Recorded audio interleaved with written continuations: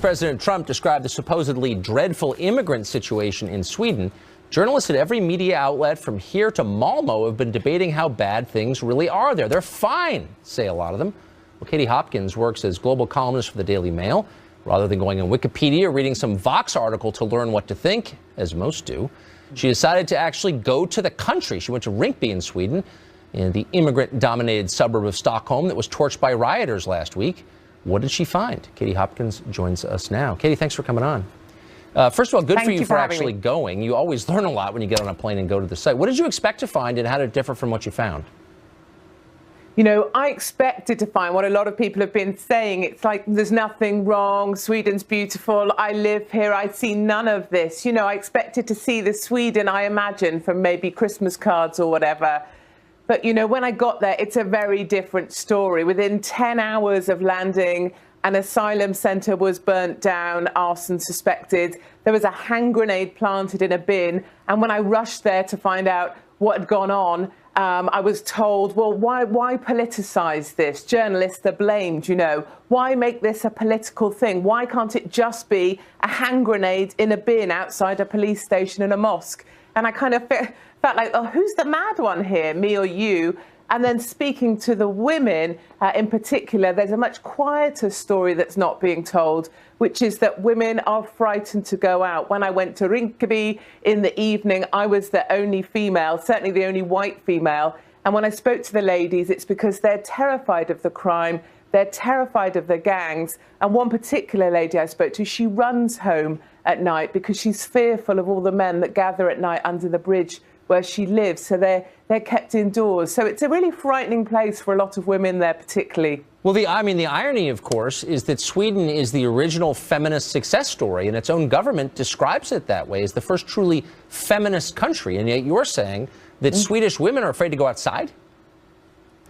Absolutely, and that was exactly the point that made me kind of mad, you know. I was saying to them, but Sweden's always been the aspiration. You guys have the best maternity leave, the best paternity leave. You're seen as the epitome of a society that's truly evolved. And the funny thing was, after I put up my first article for Mail Online, a lady, a stranger, came over to me in a cafe and she said, you've got to keep going. You've got to keep speaking out on behalf of these women because they have been silenced. And funnily enough, or curiously enough, the lady, let's call her Lucy, that is too scared to go out of her apartment that was broken into last week and she had her car torched, she said she was frightened to have her picture taken because of the feminists.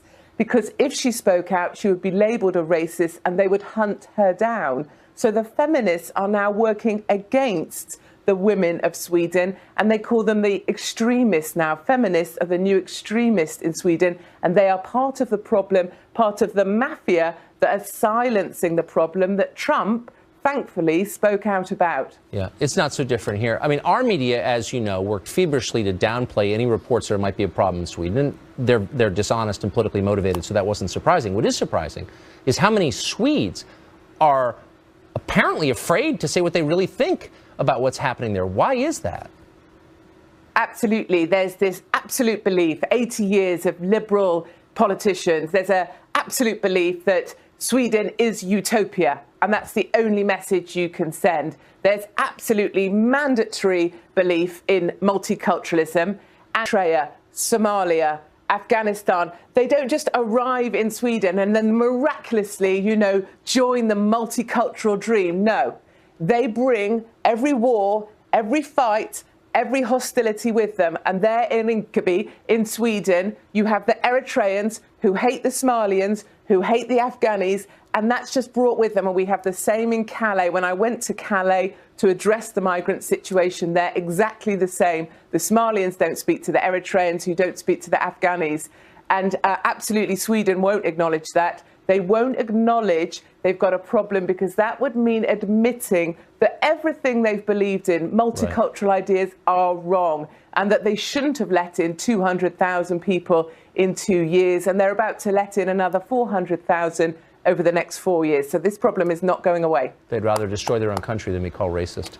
I recognize that. Katie, thanks for joining us. No, you're a brave reporter.